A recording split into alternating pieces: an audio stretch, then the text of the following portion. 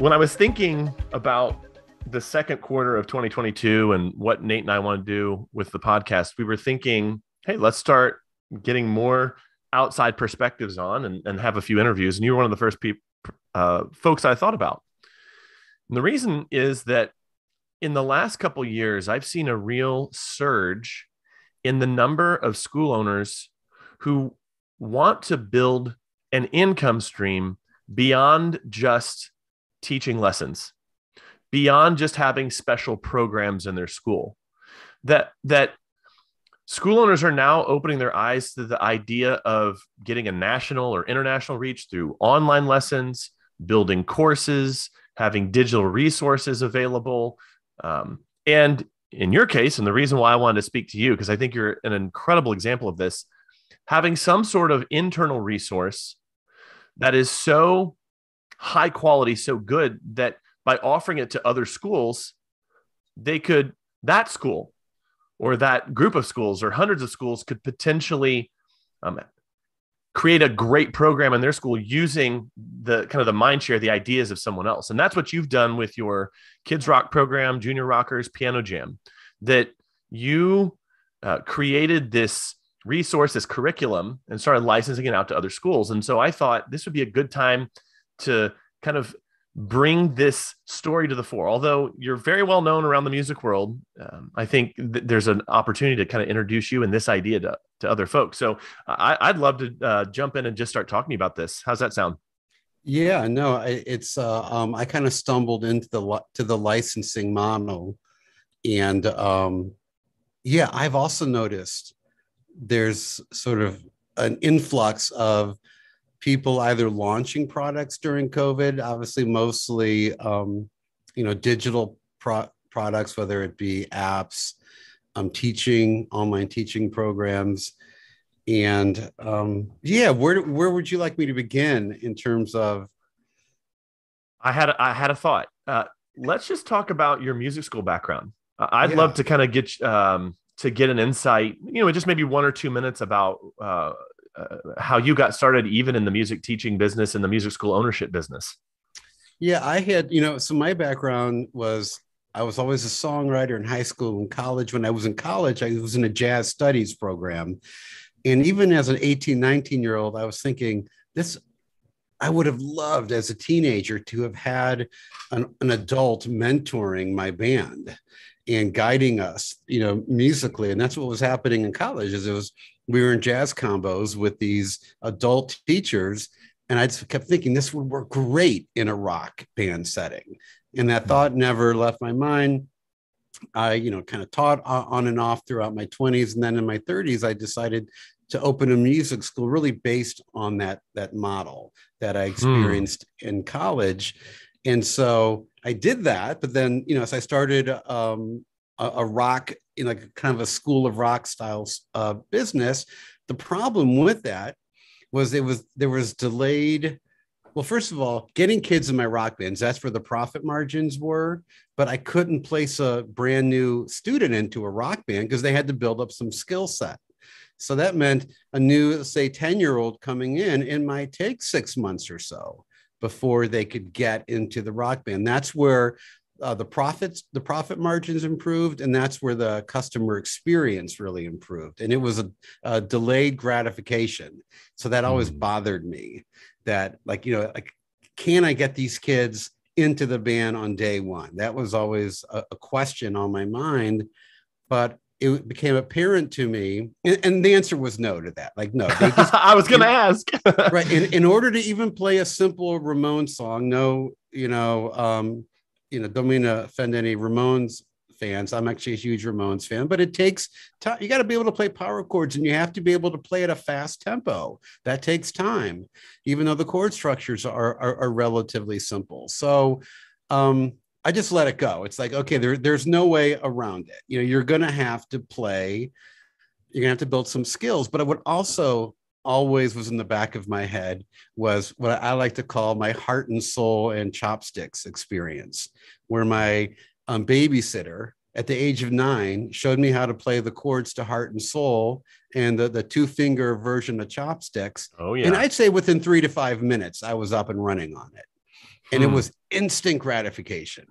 It was instant. And that's actually what led my parents to getting me into piano lessons. But the piano lessons moved much slower, and results took much longer to achieve. Whereas my babysitter was a more effective teacher because she was giving me, I was getting like a bite of the candy bar from day one. And so those two, my jazz background and my sort of babysitter story was always kind of in the back of my mind. And it also became apparent to me that there was a gap, an age gap in the music education industry. There were lots of parent-child programs, music together, kinder music, music fun time for that sort of kind of preschool age to kindergarten, but there wasn't, the kids age out and then they're too young for private lessons. And so that was sort of, during the recession is when I started dealing with that problem because my teenagers were dropping out left and right during. And you're talking 2008, right? Right. 2008, yeah. 2009. I was like, all the parents were like, you know what, Billy, you're going to go into the garage the way we did it as teenagers and put a garage band together. I'm not going to pay $200 a month while we're worried about, dad losing his job. So meanwhile, I'm losing students and I'm saying no to 5-year-olds that want, guitar lessons. It doesn't look right with this picture. And that's kind of how Kids Rock came about. Is I said, fine, I'm just going to take a group of 4, 5, 6, 7-year-olds, put them in a room with instruments and see what I can create. I didn't charge anything for it for about 6 months because I wanted the freedom to fail. And I wanted to have the freedom to dramatically change the program each week. And I did for a few months. So that's sort of the quick overview. Yeah. When did you open your music school? 2004, 3. And so about 5 years in, you started innovating and trying to solve this problem. Yeah. And I had a woman, you guys familiar with the Music Together program? Love it. So I had a woman who licensed the program. So I was familiar with that model because she licensed a program and she retired, or actually she and I tried to create a music program for that age group to compete with Music Together. And we called it Kids Rock, but it was like parent-child, music playing with shakers, and the program fell apart. It didn't really catch on because we hadn't done our research in terms of whether there was room in the market for it. And it was already a pretty noisy market with some of these programs that I mentioned. And that was mid-2000s, right? Right. Wow. Right. I mean, there were good 4 or 5 out there. And then she said, you know what, I'm done teaching this stuff. I'm retiring. Here's my email list of 100 people. You can have it if you want. And I'm like, hey, what am I going to do with an email list with 100, 4 and 5-year-olds? I'm like, I got to do something. I mean, that's gold right there. Yeah. I mean, that was years of work of her gathering. And some of those kids were older, though. That was her current students as well as her inactive students. So I said, let me just send out an email blast to the list and invite these kids to a free rock band class and see what happens. Because I saw with my own kid. Daniel, how old's your son? Like 5 or 6? Maybe older now? He's 9. Oh, God. That happens to me more and more. I think a friend has oh, your kid's 3 now, right? And they're like, no, he's 21. Okay, well, so you can relate. I was looking at my oldest, who was 5 at the time, and I noticed that he could keep time. He understood quarter notes and eighth notes, and he could clap with music. And so I said, okay, these kids know they can feel time, but their fine motor skills aren't quite developed yet. And their ability to focus is extremely limited. So I kind of took those factors into play and developed Kids Rock that ultimately allowed this age group, by modifying instruments, by writing music specifically for the program, everything's customized to make ensemble performance a reality for this age group. And it worked. I had that moment. What does Oprah call it? An aha moment, where I have 4-year-old. I had the kids at that point on a 1-string guitar, and they were all vamping on like an A chord, and they could keep time. And the drums were like, everyone was matching the rhythm. So there was no layers of rhythm. It was just everyone together doing a combination of quarter and eighth notes. And I was like, oh my God, that's music. Like that's, there's harmony and there's rhythm, and they're doing it together. And I was like, that's it. This thing could work. I got to figure it out. And the parents came in that day and they heard the group and they were so like blown away. Cameras are up, videos are going. I'm like, okay, that's a good sign. Right. The writing's on the wall. I've got something here. So I think Nate, I'm curious, you've not said much, but before I turn it over to you, just the first principle I'm drawing out of this is, and right now, these episodes haven't been released yet, Dave, but they will be by the time this one comes out. But recently, Nate and I did an episode where I talked about how my program developed in my school, and Nate has spent time on the podcast over the last couple months talking about programs developed in their school. And it seems that between the three of us, these ideas that we've now kind of shared with the music world all came because we were trying to solve one of our own problems. And I think that might be the first principle to draw from this podcast for someone who, again, based on the premise of this episode, if you have something internal to your school that is really working for you and is solving one of those problems that music school owners often struggle with or complain about, a lot of times these things come from trying to solve one of those big problems. It's just a kind of a principle that I think I'm seeing here already. Nate, thoughts, questions? Curious. Yeah, Dave, I love your origin story, dude. I just love the fact that you reference your babysitter, and I'm sure you've shared this story many times because I personally know people that really thrive using your program.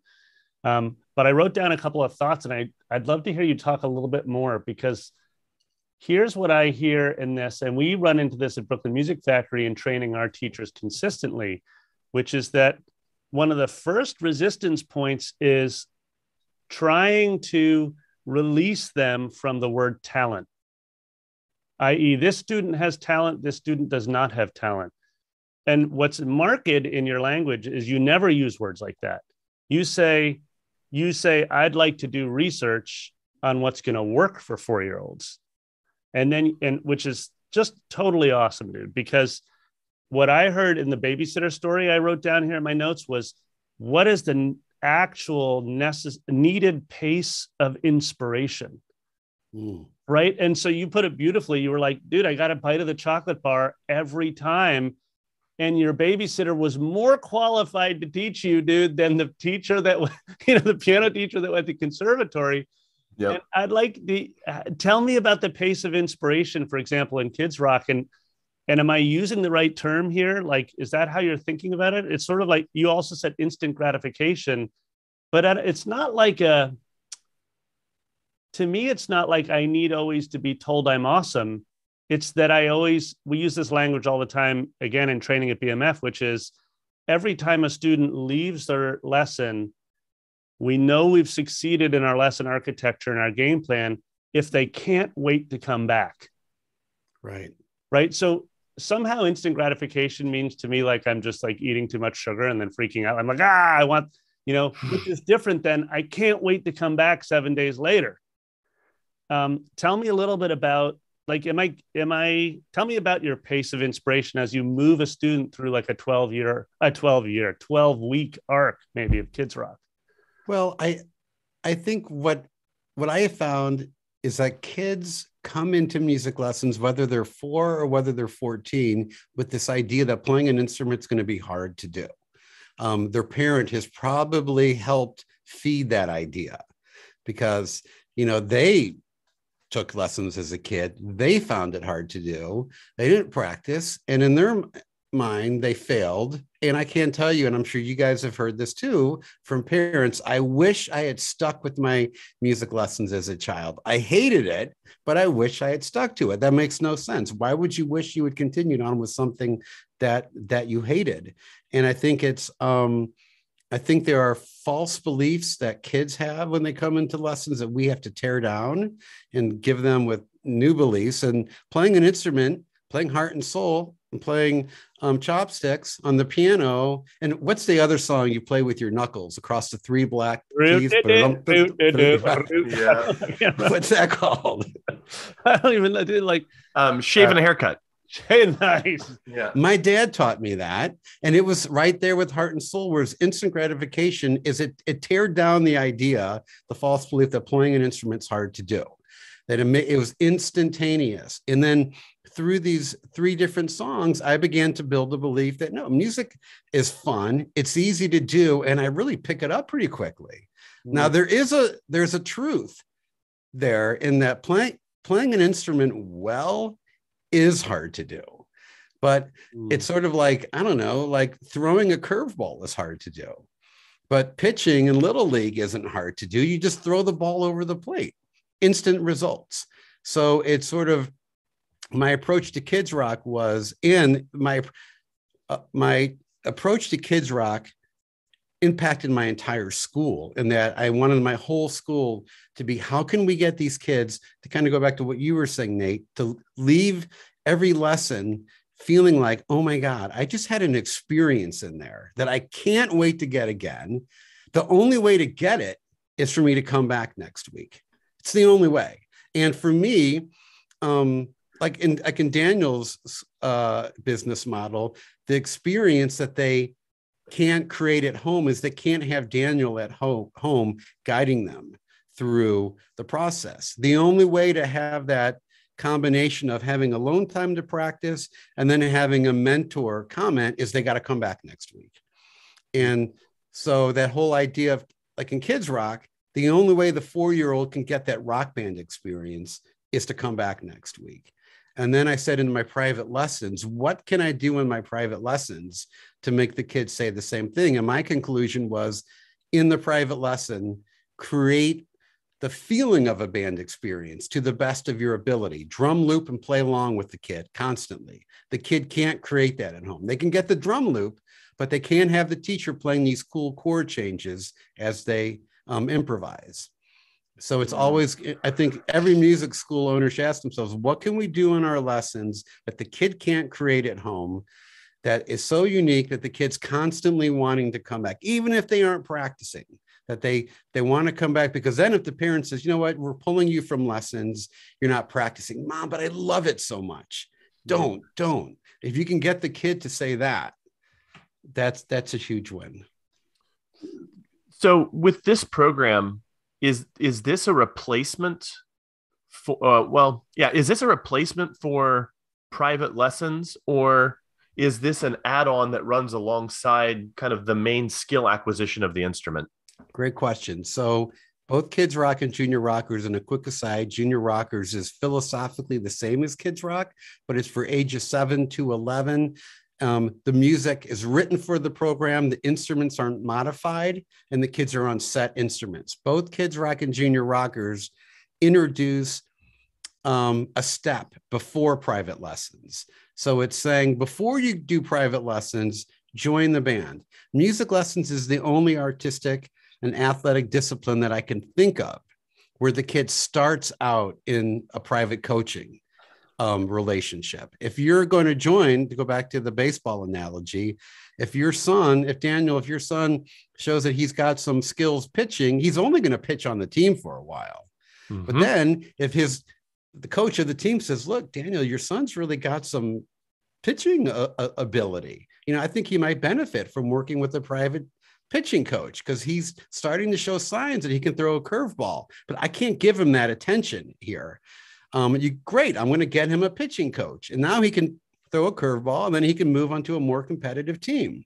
Everybody else on the team who isn't maybe as driven as him, they can all be on the team together and still enjoy it. And that was my whole idea of, no, get these kids, the end result of any instrument, regardless of the style of music, and playing it with an ensemble, playing in a rock band or a symphony orchestra is the ultimate musical rush. Playing solo piano alone is certainly can be an elevating and inspiring moment, but having a full ensemble thundering away as you play is pretty awesome. So it's like, okay, day one, let's just give them that. Like in baseball, day one, your kid is 5 and he's playing t-ball. Everyone's seeing the end result from day one. In our industry, we do it backwards. We go, the end result, the ultimate thrill is the ensemble, but it's going to take you a few years. And I know you're only 8, but it's a few years. What's a few years? Well, when you're 8, it's everything. Yeah. Yeah. So what was the aha moment for you when you were like, wait, I've got something here. I want to share it with the world. So I got a phone call from a guy in St. Louis. I'm originally from St. Louis, where I had my school. And I had a guy, I mean, his school was maybe 8 miles away from me. We had a very friendly relationship. We really weren't direct competitors.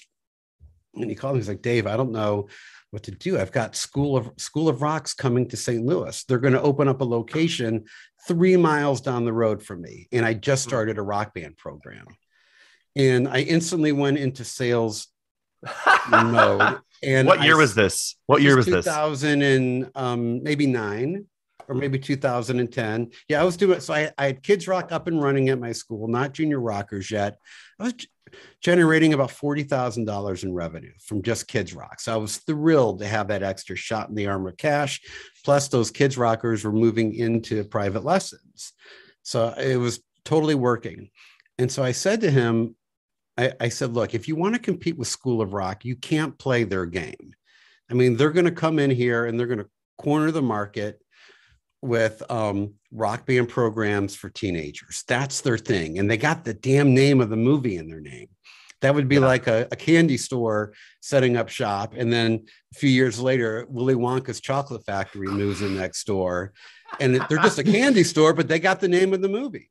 Yeah. And you can't compete with that. So you can't go head to head with School of Rock and where they're strong. You can go ahead, you can find where they're weak, where they're vulnerable and move in there. And I said, look, School of Rock, they're not interested in these little kids. And I got this Kids Rock program. It's for ages 4 to 7. You could get kids coming into you at an age that School of Rock isn't interested in. And now they're going to have an emotional loyalty to you. And now they'll be confronted with a decision when they're older as to whether they want to stay with you or go to School of Rock. And he said, great, I'll do it. Like, I'll try anything. And I called my lawyer and I'm like, how do I do this? And he's like, you got to license it to them. And I was like, I don't know what that means. And so it kind of, went from there. And I was told, like, I was on site. I had no, I mean, being able to license it means I have to hand it over in a box to somebody. Here's a set of instructions. See you later. Well, yes. It wasn't developed like that. So I literally was like going out there at least twice a month to help the teachers. And I think that's actually a really important thing for people to realize if they're wanting to get into, again, if they have an online course or something they want to license, or they're wanting to create some sort of special program, that the first couple clients, you're going to do way more work, but that's okay because you're actually getting a lot of really useful data in terms of, well, where are they struggling? And when again, this was a couple episodes ago, when I first started teaching people how to do my group lesson model, those first dozen or so people got way more access to me than, subsequent folks. Just because I had a real fear, like, what if I can't actually teach how to do what I'm doing to other people? Like, there was actual fear on my part in terms of, is this even duplicatable? Or, and this wasn't from an egotistical place, or can only I do this because of, my background, my training, the fact that we'd run summer camps with 24 kids at a time, teaching them piano in less than a week. But, as it turned out, it was duplicatable. And yeah. Well, and I think what's interesting about your program, and I mean, everybody, it works with you at the helm. And some of that is actual processes that you've implemented into the piano class. And a part of it's your personality. And so it's like, okay, how do you go, okay, somebody might be teaching this who doesn't have, their personality is different than mine. How can I give them the tools that they need to be successful? And I even started like scripting little anecdotes for the teachers Yeah. to say. Oh, when you're having a behavior issue, here's some different anecdotes. Here's some like bad dad jokes. I have a lot of bad dad jokes in my program. Nice. You know, like for example, one of them is I would always refer to the kids as like I would always refer to the boys as cowboy. All right, cowboy, have a seat. Eventually, a kid's going to say, "I'm not a cowboy." And then in the training, it says, "Well, whose horse is that outside in the parking lot?" And all the kids would laugh. It's such a bad joke, but the kids would they're like, "Wait, you saw a horse in the parking lot?" And I was like, "Yeah, when you guys go out there, you'll see the horse in the parking lot." And they would obsess over it. They would look in the parking lot, no horse, and then next week they'd bring it up that there was no horse in the parking lot. It's just, you know, any little anecdotes like that. I found that they were really helpful for the teachers. Dave, that is such an inside tip that probably will fall on some deaf ears. Actually, some of our listeners will be like, "Wait, what? You can use that joke repeatedly and it works?" Yes. Dude, I got to come back to a couple of things you said like 20 minutes ago, because I think you're touching on some essential points. The first is you talked about researching your own child. Yeah. Right? You were like, I'm watching my 5-year-old who seems to be grooving, holding quarters, eights, etc. And then honestly, I linked the dad joke to the same version of research. You're like, and so, right, where you're like, oh man, actually, I make horse jokes to my kids all the time, you know, or whatever the joke is. So my question to you actually comes to, because I mean, I'm speaking from experience where we oftentimes bring on teachers that are 22, 3, 4, 5. They're a long ways away from having a 5-year-old. You know what I'm saying? And yet we're asking them to have that level of empathy for in the classroom, or at least develop the skills. Can you share a couple stories for our listeners that maybe have similar types of teachers where they just don't believe that the teacher will even be able to deliver the cowboy horse joke? They don't have faith.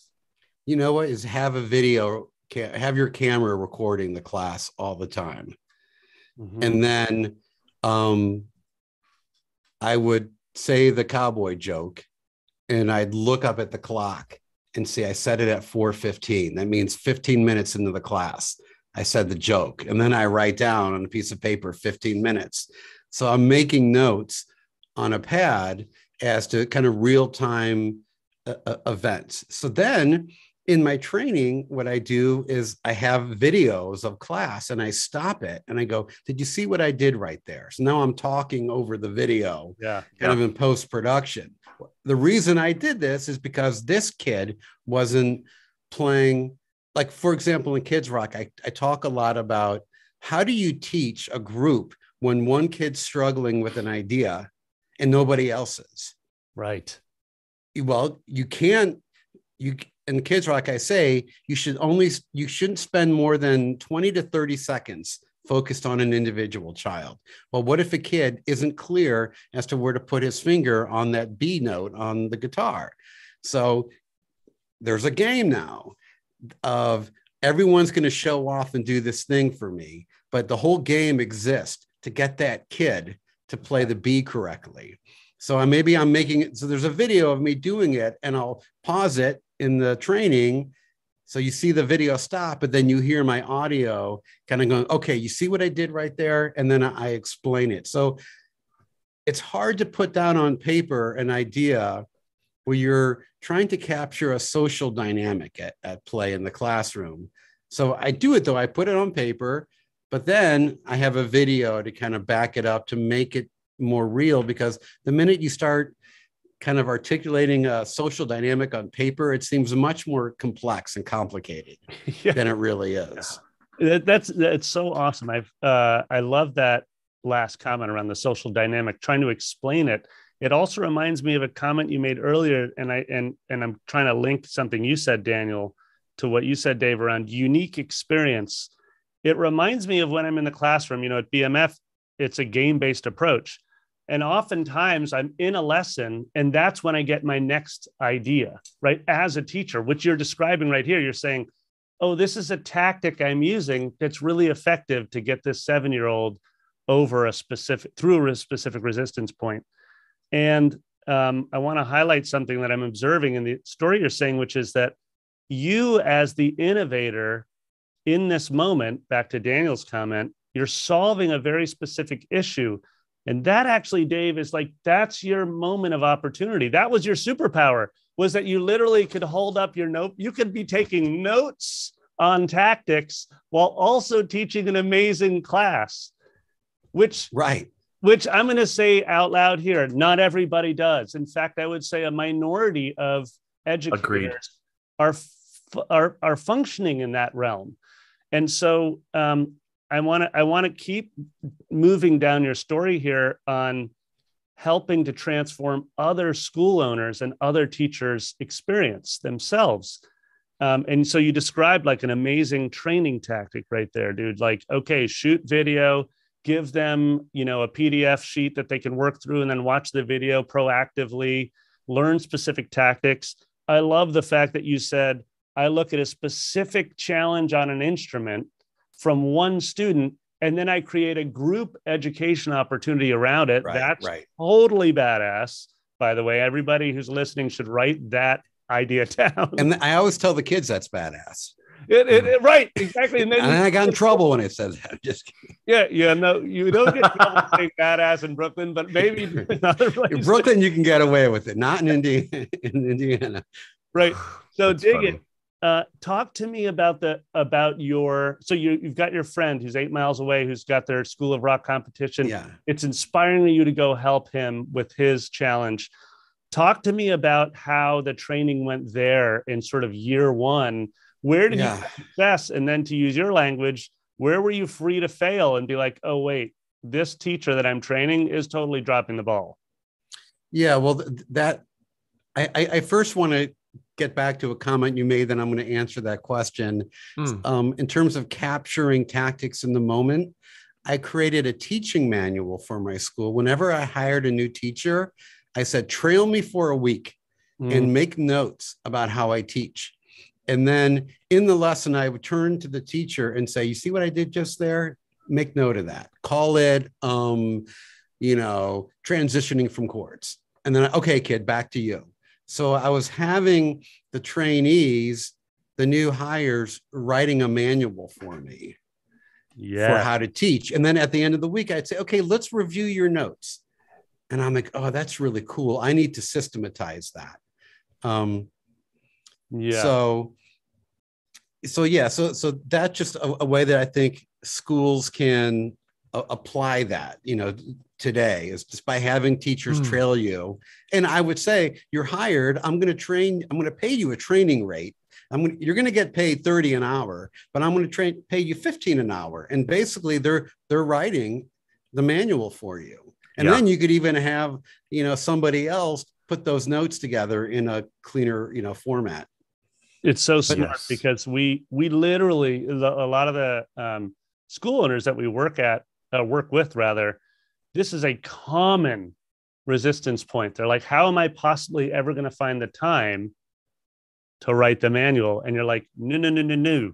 Yeah. You don't write it. You want to actually empower them to write the manual. And then that last point you glossed over quickly, but it's a really valuable one, which is that teacher doesn't have to have immaculate writing editorial skills. She just has to have great observation skills. She wouldn't have been hired for the gig if she didn't. Now you can pass it off to someone who can actually beautify the work, right? Which is an editorial step. And I haven't forgotten your question, but I want to add one more thing. What you can do is you can look at that new teacher's notes, get out your phone and record yourself just talking about it. Ooh, that's another. And then take those notes, the audio, hire a virtual assistant for $8 an hour in the Philippines, which I've done recently, and say to that person, transcribe these notes and then put it together in a kind of a bullet point format. And great, then it's done. So I've recently hired a virtual assistant because I need to delegate like pretty much all the functions in my business. And so it's allowing me to do it without adding more time. I developed a system to capture what I'm doing functions that I have to do anyway. I'm doing them anyway, but I'm capturing it, maybe video or audio, and then having somebody else organize it for me or arrange it. Oh, and it's so smart. And Daniel, you talk about this all the time, just in terms of working with team. And you're capturing this idea that there's something that's very unique to you, Dave, and that's where you're going to have the most impact for the world. So stay in the zone of that. Right. And Great then advice. empower others to sort of do what's necessary to package it and be able to actually help others. Okay, back to the question. Yeah. So I sold my first license, and I was focused on is this licensee happy? Is he making money? Yes, he's happy and he's making money. Great. What I wasn't doing was really picking his mind for like, okay, I'm glad it's working, but what's not working about it? Like, I wasn't really focused on how I could improve it. And then I started licensing some of these, and I got some very painful feedback. Somebody said to me, hey, I love the program, but like, there's no lesson plans. Like how are my teachers supposed to organize? Like, there were certain things that I just thought it was pretty obvious. And the teacher at school number 1 was doing it because he was a great teacher. He was able to, on his own, just kind of put 2 and 2 together. And by licensing it to somebody where things weren't so obvious, I then realized, oh, I have to make things more obvious. I have to create more of a plan, a step-by-step plan. And then I finally got it to a point where I'm like, okay, every minute of the class is going to be mapped out.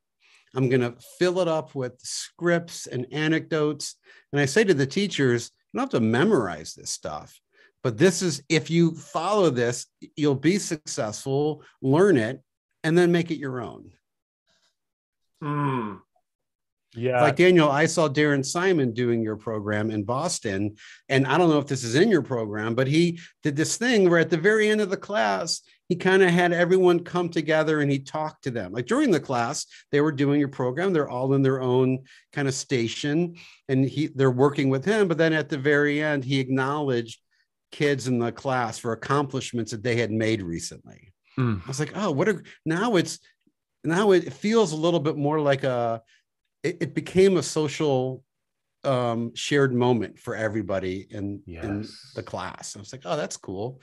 Maybe that's his own spin on it, but it's just like, that's what I found is that the teachers doing the programs in different cities, they were sharing with me what they were doing. I'm like, oh, that's a great idea. I'm going to write it into the program. Yeah. How long did it take you to get from 1 licensee to 10?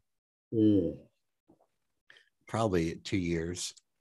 Interesting. It was a slow go at the beginning. Why do you think that is? Well, it was interesting. One guy, I had this very like visual memory of, I was on the phone with the person and somebody said, this program sounds great. It seems a little risky, and I don't even know anything about you.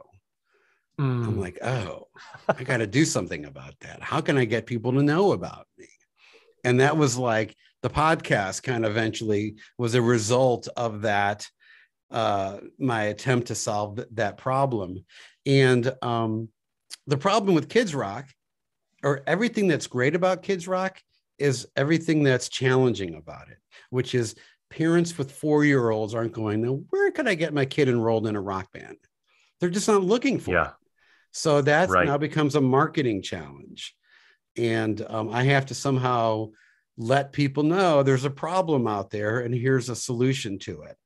And here's proof that it works. Let's look at this video of 4-year-olds up on stage in front of 300 people in a big nightclub, sounding pretty good for 4-year-olds. They don't sound like, 15-year-olds, playing Rush, but they sound like 4-year-olds that are kind of successfully working their way through a piece of music.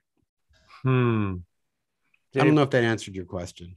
But then I had a tipping point. I was on Tim Toppin's podcast. Look at that. No pun intended. I had a tipping point on Tim Toppin's podcast. And after that, I started getting calls. And then I went on another podcast on Danny Thompson's podcast. And then I went on the podcast, Danny. At that point, I had 14 licenses. I was about 2 years into it, maybe even more. And Danny said, "Why do you think you only have 14?" And that was like another like stab to the heart, because it was kind of like, I think about that all the time. After that podcast, then I was like up to 25. So the combination of Tim's and Danny's podcast, I then really got the ball rolling. What year was that? What year was that? Maybe like 2000 and maybe 13. Oh, 14. Danny was doing a podcast that early? Maybe that was later then. Wow. I bet you it was like, you're right. I bet it was later. And so, which means I probably went 4 to 5 years with like, by the time I went on like Tim's podcast, I probably had 10. And I bet you that must have been 4 or 5 years into it. Wow. Okay. Which I didn't really care that much about. I was like my music school's doing well. I had, 8 licenses in the Midwest. That was bringing in some additional revenue. Yeah. And so I was happy. It wasn't until then I went on the podcast, things started really growing. And it's funny is I didn't know how to market my programs at first. I literally would email schools in like Indianapolis and then say, "I'm coming to Indianapolis on the week of November 5th. I'd love to meet with you." And I literally would drive to the cities. I wasn't doing anything online. It just didn't occur. I just didn't know how to do digital marketing at that point. Yeah. Interesting. So obviously the tipping point for you, it sounds like, was 5-6 years ago. And then it sounds to me as if the where it kind of went exponential was you getting more into the digital marketing realm. So maybe and again, this is all in service of giving people kind of a mental blueprint. Like if they have something that is really valuable or they aspire to this, I think giving people a vision of not only what is possible, but even the kind of beginning steps of it can help people kind of get off the couch and start moving towards that thing. How would you now just describe your process? So if your process before was, okay, I'm going to email people individually and offer to meet with them, what is it now that drives the success of the program? So now I began to focus on my personal brand. And I was in, what was the studio challenge? I was in that Facebook group. And I noticed that I would post things. I would just share little ideas in that group and I would get a lot of response in that group. And I'm like, wow, maybe I should start blogging about this stuff. So I started blogging about that, which was really the beginning of me building my personal brand.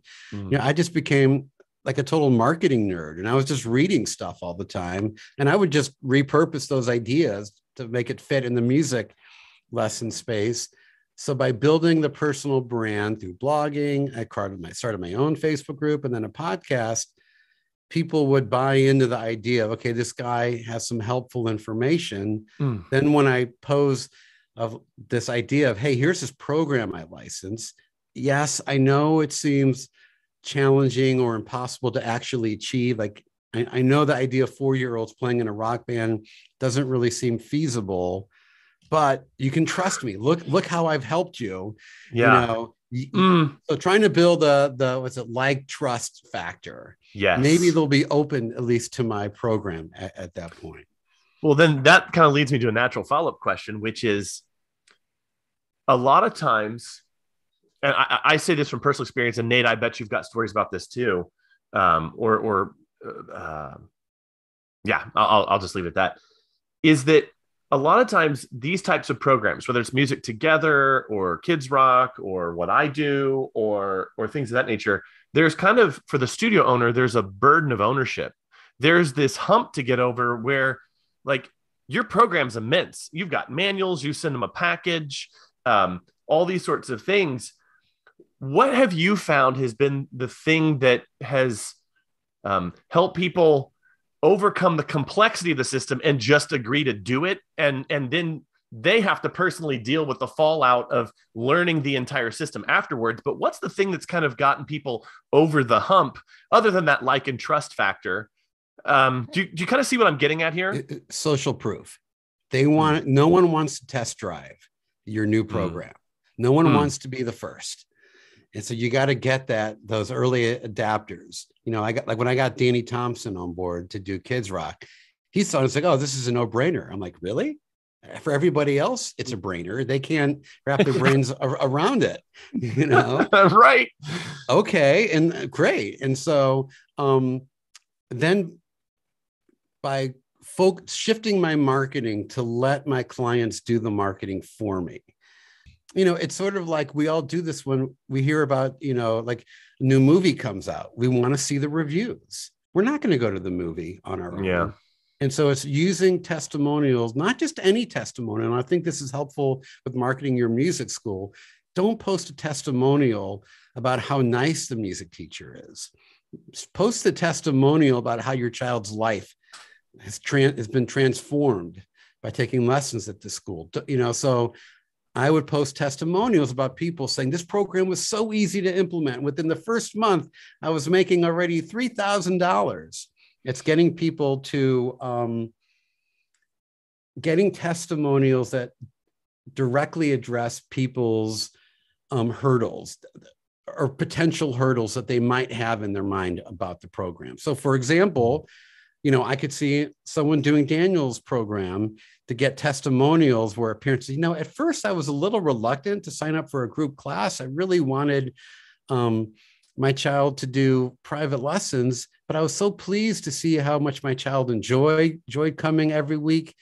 And, you know, I hated music lessons as a kid, and I'm just so happy to see how much my child loves, you know, Daniel's class. Who would have ever thought that a group lesson could provide such value? Like, boom, there you go. That's, you know, but you get those testimonials by asking the right questions. Yeah, nice. Dave, can I ask you a question around, because this is one of your comments earlier. I'm trying to stay in the marketing mindset here. In the stage of growth around, let's say, you know, licensing, one of our listeners is like, I've now created something that I'm ready to license, and I want to empower another school owner to be able to sell it. You mentioned early on when you were doing Kids Rock at your own school in St. Louis, you're like, well, I'm adding $40,000 into the bucket that wasn't there before. So I was psyched. How much of the marketing around or the sales cycle for bringing on a new school owner is around the revenue piece and the profitability versus the transformation of the students, the relationship to the families, the lifetime value of a family, et cetera. So I know that I often see both of those as being really important questions from a school owner, right? Like, first of all, give me the financial fluency piece. Right. And then second of all, give me the deliver on promise. How do I know that the student will still be here 2 years from now? So I'm not clear. Okay. So the question is, if you're, let's say you're pitching to, you know, a new school owner who's really interested in licensing, how much of that is around the financial piece and how much is it around the classroom experience piece? Great. So what I do when I'm marketing to them to license my program, it's purely financial with a little sprinkle of, look how this is going to impact the kid. It's sprinkled in there. But then I follow it up even during the initial sales process where the sale isn't even made. I say, hey, you can start marketing your program today.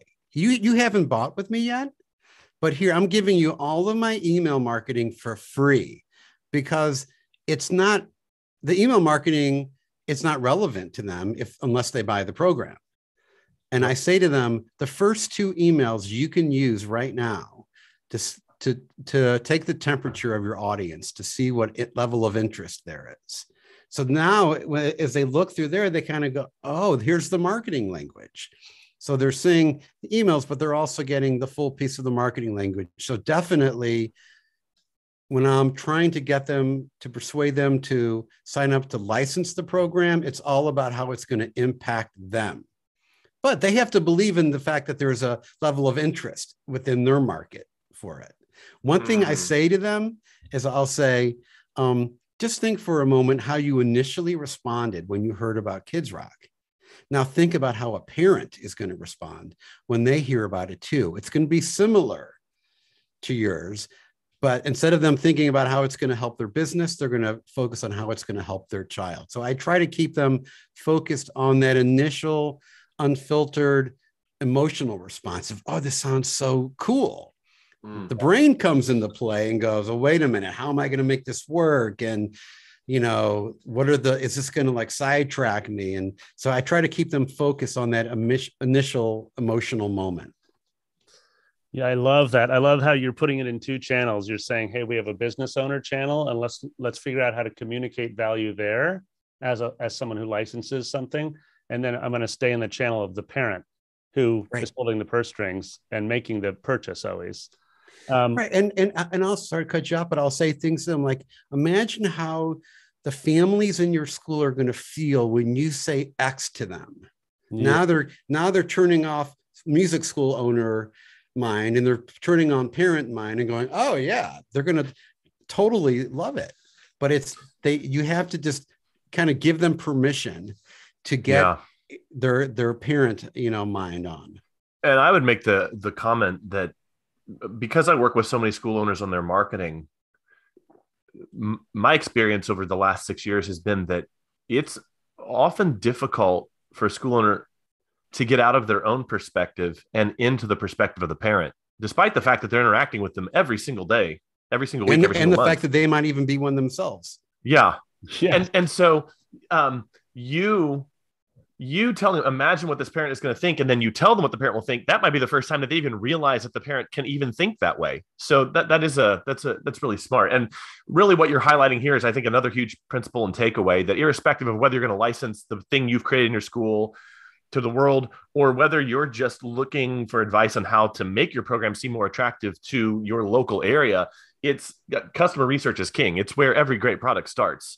And I've said that so much in this podcast, I'm not going to go into that again. But once again, here we have another successful guy, Dave, who has built something really good, both in his personal school and then for other school owners. And it's built on the back of customer research. And I'm just never not going to take the opportunity to point that out.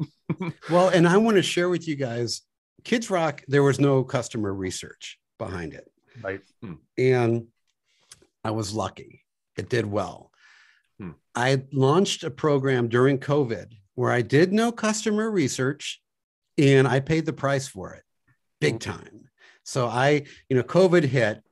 And at that point in time, I didn't own a music school. So I'm like, okay, what are these school owners thinking? So I came out with a product called the Virtual Music School. My vision was that people could have an online music school that was beyond Zoom lessons. It was all these games. It was all these things. I was developing it. I launched it and I got crickets. Nobody bought it. I put in hours and hours of work. I could have avoided that by simply doing what you're talking about, Daniel, is just talking to school owners. What are you struggling with right now? How can I help you?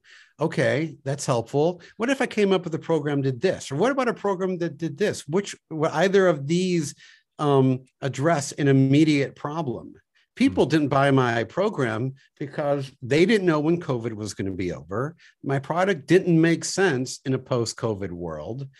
And I developed the whole program first, and then I launched it. Had I done it again, I would have done the research. Had I done the research, I probably would have stopped at that point. But if the research was giving me the green light, I would have announced it without actually developing the program and saying it's going to launch in 2 months, and then spend 2 months putting it together. Well, so there's a really important point that you're making there, because you said you didn't do customer research on Kids Rock as it pertains to marketing to other schools. Right. I didn't either on my successful group lessons training. But I had spent the previous 10 years building it, and it worked in my school. You spent a long time building it and developing it. And even that 5-year period where you had less than 10 licensees, you were still probably developing materials and that sort of thing. That just for me, I was developing it for my benefit. Exactly. And so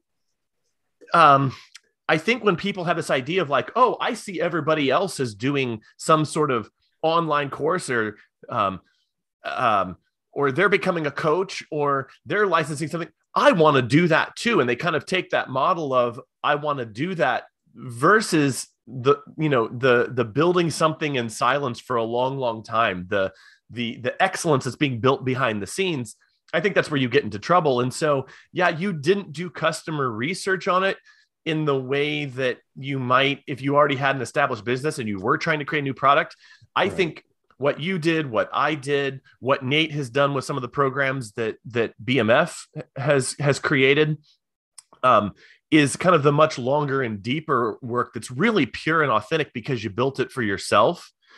And there's no customer research there. But even when you go to market it, Dave, I would say that that information you got, the painful conversation you called it about a half hour ago, where the first guy who licensed it was really skilled and had no trouble doing it. You were doing customer research of a sort when you had folks that you licensed it to in that first dozen or so customers of yours, where they gave you negative feedback. You're like, oh, well, I just thought people could figure that out on their own. Like, so it's not my point to be oppositional to you. I think my point here is just to kind of nuance the conversation, say there's different types of customer research. Some take 10 years, some you can do in 2 months. Well, in the case of Kids Rock, is it was playing out in real time in my business. And the parents were sharing with me, the end user was sharing with me how it was impacting their child, which made me go, that means other children around the world can have that experience where, like, let's say you're a music school and there's some maybe new management software that you've developed for your music school, and you're wondering whether you could license this or not. Well, maybe there's other products out there that people go, oh, well, I'm already using Noseby. So like, okay, I know yours is a little bit more customized to the music industry, but I'm just happy. I'm fine with Noseby. I don't want to deal with the pain of leaving that platform to bring in a new platform that, might have some enhancements and some bells and whistles, but this is working just fine for me now. That's where I'm seeing a lot of growth, where people are trying to launch, software and apps. And those I get a little, I worry for them, but that's where I think it can be a little tricky. Whereas you've got if you're going to launch a new app in our space, it really has to fix a problem that no other app within or outside of our industry is fixing. That's a really, Dave, I'm gonna make it real personal here for us at Brooklyn Music Factory, because we're going through something, and I'd love your take on this, because so much of what you're sharing is valuable around getting to know your customers, who's a successful licensee and who isn't, who succeeds with it, who fails with it. So we have a program called Mini Keys that leads into Jam Band 101. These are like a game-based fluency first approach. We're very early in the stage of licensing it. We have one school right now, literally one, that's in not far from us in New York. What's fascinating to me is that she has been quite successful in enrollment, like 50, 60, 70 students enrolling in Mini Keys. And so one of the moves I made was to try to figure out what's actually working on the ground. Like, in other words, of the curriculum, what is she actually using and how would she make it different? Which you made a comment earlier about getting feedback from from other school owners and other teachers, what's working, what's not, and then iterating. So right now what we've done is we've actually brought her in as a teacher at BMF, and she's teaching Mini Keys classes and really just refining curriculum with us. I'm curious, like, if I were to fast forward 6 months on this and were to do that, would treat that relationship as well as I could and get the most benefit around refining the curriculum, what would you want to see happen around that Mini Keys curriculum iterating over time with that kind of intimate feedback on what works and what doesn't? How would you want to see it change? It's all about coming up with the right questions. Tell me and then maybe getting on the phone with them afterwards. It's Does that answer your question? Well, what are questions that you ask that seem really effective? And what are questions that you ask where you just seem to get sort of answers that you can't act on? So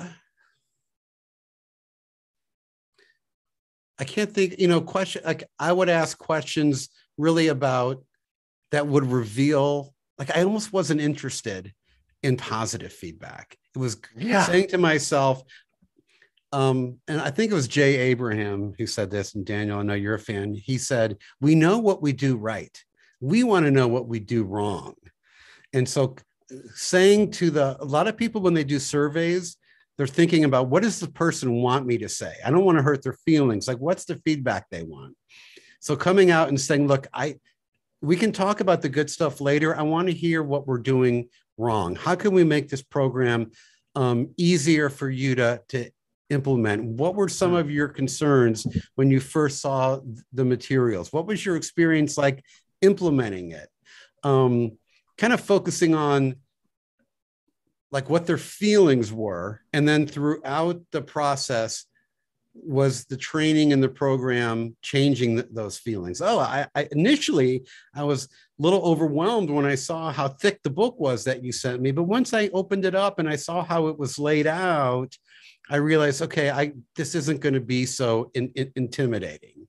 Or I had a hard time, like, for example, I created a separate training for the teachers and a separate one for the owners. Whereas that was helpful because the teachers were being bombarded with information that wasn't really applicable to the classroom. It was more applicable to the owner. And so just trying to really get my licensees to think about questions that they maybe hadn't even thought about themselves. Well, Dave, we love the program. We're making, $50,000 a year. Like, we don't have any issues with it. Yeah. Okay. But what could I do better? Like I want to make it easier for you, and someone made a point like, oh, well, it would be nice in when they're doing this activity, if the teacher had more options. And that came about by me talking to teachers do you ever feel like during this activity that you have enough to work with? So it's like people are looking at it at face value and they're going, yep, thumbs up, it works and I'm making money. Yes. Can you give us an example? What are the top 3 things that need to be included in owner training in your mind?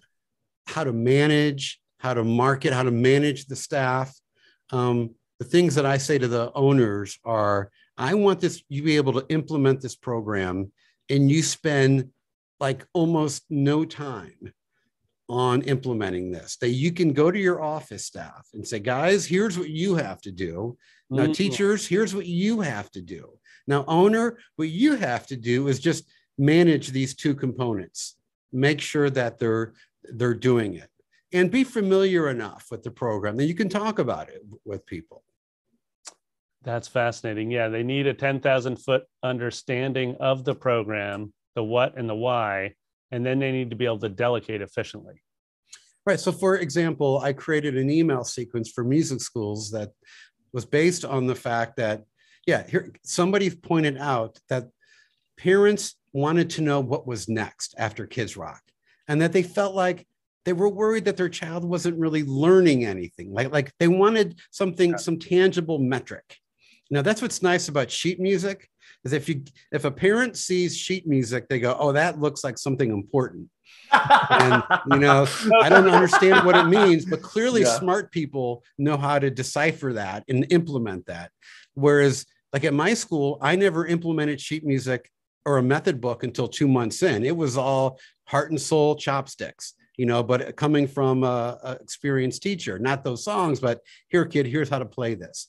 And so with Kids Rock, parents were confused, like, yeah, the band sounds good, but what are they learning? Like, so I said, okay, I'm going to create an email sequence that explains specifically what they're learning in Kids Rock. And some of those things, it would sort of, to go back to the analogy of Daniel's son being a pitcher,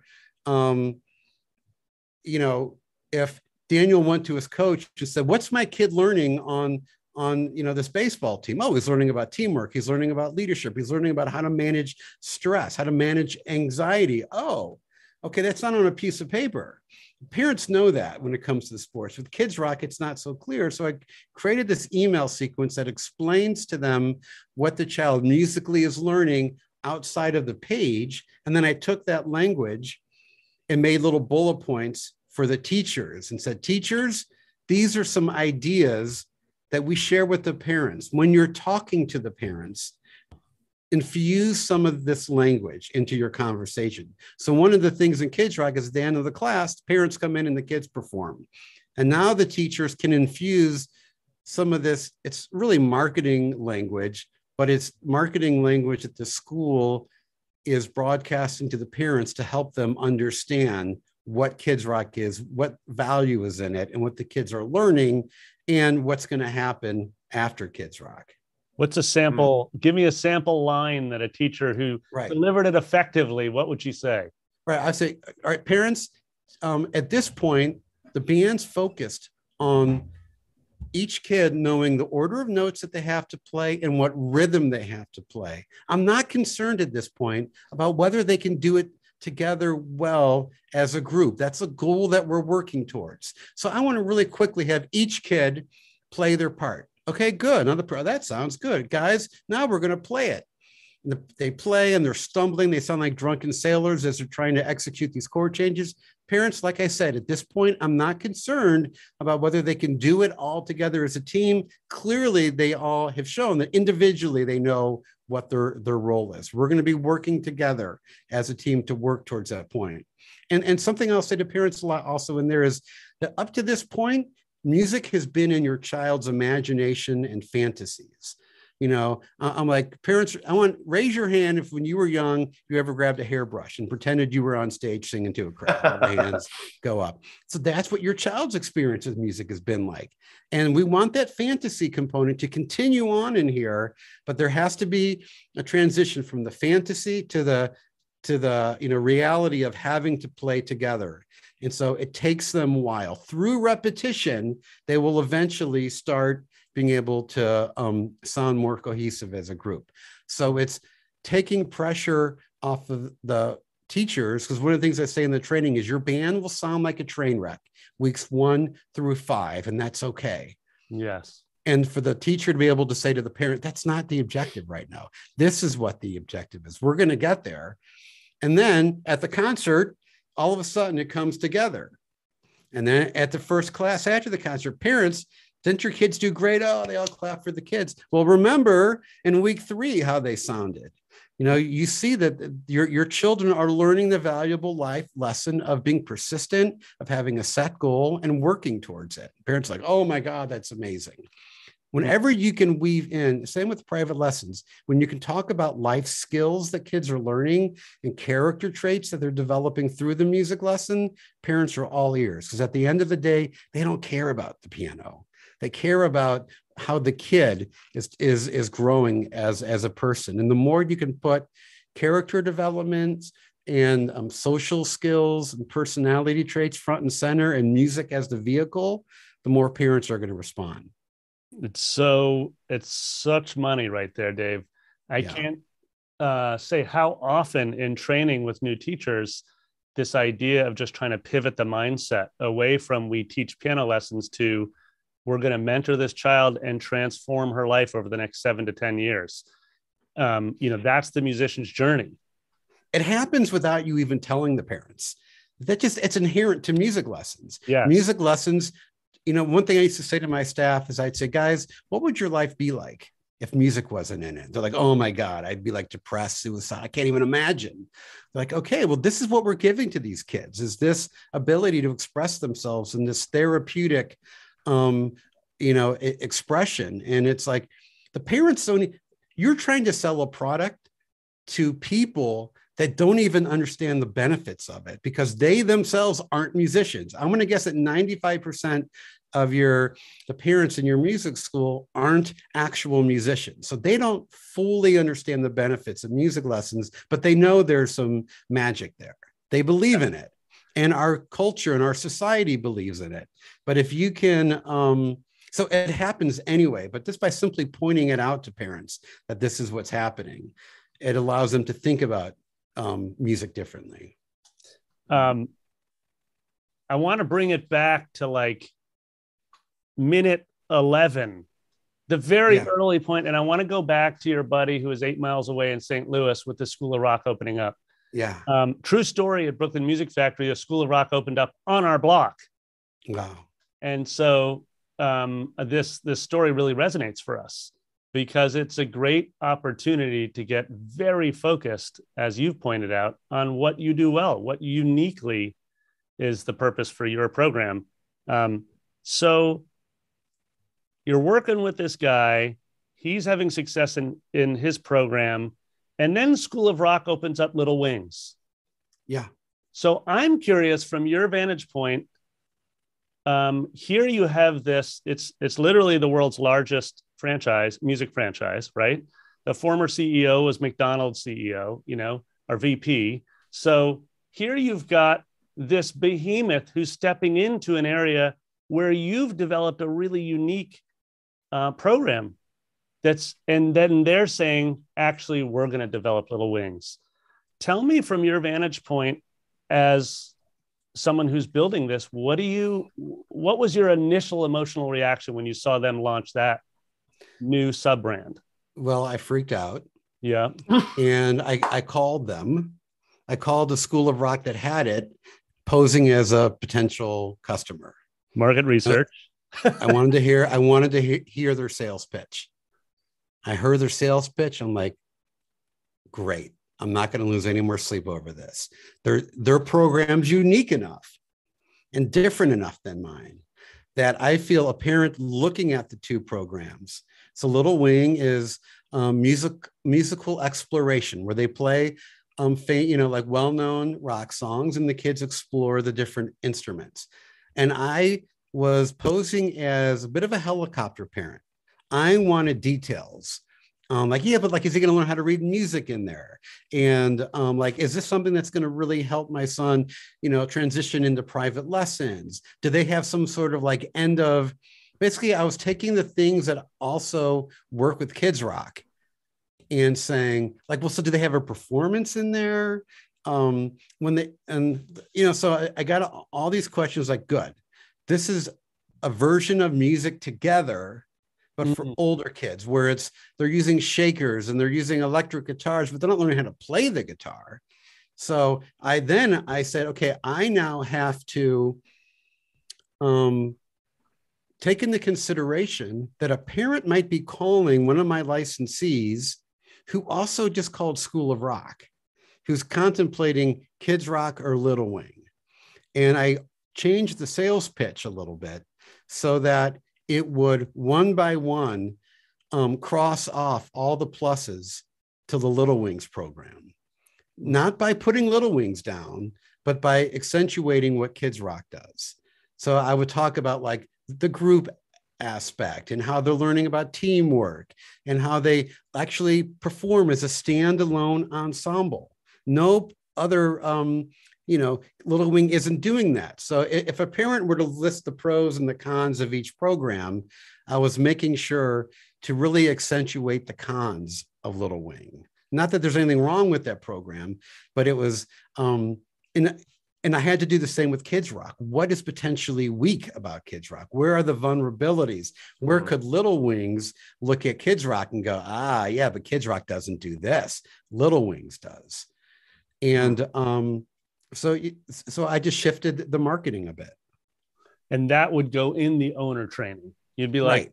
And would you literally cite Little Wings in the owner training? No, you would just accentuate the positives from Kids Rock, which, by the way, is exactly what we're talking about in terms of ongoing development of any one of our listeners' schools. That's getting to know the competitors or the other music schools within the program and not treating them as competitors, but rather saying, how can it help us? Right. Actually accentuate the positive of what we do. Or if we're not even that clear on what we do, as you're pointing out, it's possible to actually use this as a focal point. This is a moment of opportunity. Well, I'm sure you guys are familiar with the book Art of War by Sun Tzu. Right. But he talks about how when you confront your enemy, you don't want to, you look where they're strong and you go, well, we're not going to attack over there because their defenses are so well fortified. But over here on this eastern flank, they don't expect us there. This is where we need to attack because there's some vulnerabilities there. And someone also said, don't think of your competitor as a competitor. They're a rival. A rival is someone that coexists with you. And it's like, don't lose sleep over your competition. They're going to ultimately, they have to bring out the best in you. They have to bring out, like you said, your superpower. And if, let's say, for example, like when School of Rock came into our market, we're like, okay, great. We're going to go head to head with them because we're heavy on rock bands. And so are they. So we said, fine, we're not going to. So one of our questions was, well, School of Rock goes into bigger venues than we do. They go into the like 3,000, 5,000 capacity venue. We go into the 300 capacity venue. I don't have 10 grand to spend to rent out the big venue. So I said, fine, we're not going to compete with them there. We're going to compete with them on culture. We're going to start having Friday and Saturday night social events at the school where kids can hang out, watch movies, do open mics. School of Rock's not doing that. So we said, where are they weak?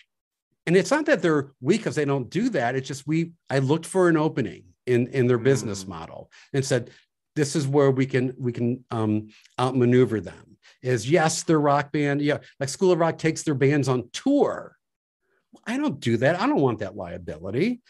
It's very sexy and glamorous, to a parent. Fine, we're going to focus on community. And who was it? Gary Vaynerchuk said something that just would work perfect for a music school. He's like, you can separate yourself by doing things for your community, like getting your customers together and like filling like potholes or picking up trash in your local. I was like, oh my God, wouldn't that be amazing if you did some volunteer work with your students? Nothing to do with music, but this whole idea of giving back to the community. Imagine from a marketing standpoint, when you're on the phone with the parents, say, oh, not only are we doing music lessons here, but we really teach the kids about giving back to the community. Here's some things that we do. We're not just about music lessons here. We create social opportunities. We have Friday and Saturday night social nights where kids can meet kids from other schools. What I quickly realized, and I forgot about this, remember when you were like 10, how you never had plans on a Saturday night, never. And occasionally, if you got to go to a movie, it was like really exciting. Whereas, so it's like, hey, you get to come out to your music school on a Saturday night with some of your buddies who don't go to the school, that can be potential future students of the music school. And there's going to be an open mic night. The kids loved it. I thought they were going to like be bored. It was like the greatest thing. So it's just look where your competitor or your rival is strong and ask yourself, what can we do that they aren't doing? It's not what are they bad at, but what can we do that they're not doing? Yeah, and it's like back to one of the most important comments I think you made early on when you're talking about, or if you're considering developing a curriculum that you might offer as a license to someone else, lean into whatever is unique in your learning environment. Yeah. Just lean into it. And it doesn't have to be a musical aspect. Right. It could be exactly like, at BMF, our community room is the largest classroom we have. So, treating music as a social art form, communing in the community room is essential to us delivering on our purpose. And in a real estate market like New York, I've talked about this on previous podcasts, that's insane, right? To spend $40, $50, $60, $70 a square foot and not be generating revenue from it, or an immediate or a direct link to the revenue, right? However, it's what's, I believe, one of the key elements of what's got us to where we are is a large community room. Maybe a good way to kind of draw to a close here, Dave, would be if you could give one, I know this is so hard and we've spent a good amount of time here giving a lot of great ideas, but for someone who wanted to share their idea with the world, what is the single nugget of wisdom that if you had a time machine and could travel back to 2008 that you would go back and give to yourself? Yeah, it would be find one person who's willing to pay a little bit of money, not a lot, to incorporate your program into their business or your idea, and not give it to them for free. If you give it to them for free, they're not going to do it. So let's say you have some software that you're working on, or you have some new online course that you're working on. Say to them, okay, it's going to be, $200 a month. I'll give it to you for $50 a month. Yeah. I'm going to be on call. I'm actually going to teach some of these classes for you. Make it where they can't say no. It's just too appealing of an idea. Like, oh yeah, we really need a group guitar class, and we've tried it and it hasn't worked out. And yes, I recognize that our profit margins would be better. And you say to them, you got to have a little bit of skin in the game. Or maybe you say to them, I'll give you $50 a month, pay me $50 a month. At any point you're not satisfied, I'll refund you all your money. Make it where there's no risk for them. There's pure benefit for them. And then just get one person to buy in. And then once you kind of create that tension in your life where it's like, oh my God, how do I do this? Then you start new problems reveal themselves to you. Because with Kids Rock, the teacher could come out of the room and go, Dave, how do I do this? I'm like, oh, just have the kid, tell them a joke about a cowboy and a horse. Okay, great. And then they'd run in. But it wasn't, getting it outside of your four walls is really tricky. So doing whatever you can to insert yourself into their four walls. What's nice now about, when I started Kids Rock, there wasn't Zoom. Maybe there was, what's the other one? Skype, but it didn't occur to me to use that stuff. And so I didn't realize I could export myself. I think now it's much easier to launch a program, but because it's so easy, the space has gotten a little noisy. A lot of people are coming out with online courses, a lot of new business coaches in the music education space. I mean, Daniel, just look at how much has changed since you started. Yeah. It was a pretty, quiet playing field. It really was. So yeah, it's a little noisier now, but that's good. Now it's more competitive. That means you got to really have a good product that fixes a problem that's really immediate to people, for people. Daniel, before you wrap for us, can I just highlight one comment you made, Dave? Because I think it's so important for our listeners. You said it creates tension when you bring on that first customer. To me, what I see all the time is no shortage of ideas, but very little action. The create tension to me is that moment where you go from idea to action. Because there's actually someone on the other end of the phone, on the other end of the Zoom. There's someone who needs your idea to work. So I love that point. I think from idea to action is the key differential in terms of step one. This notion of like a really small launch, find one person, is just a beautiful concept. And I think less intimidating, honestly, for probably a lot of our listeners when they think, who would want my piano book that I've made or what have you.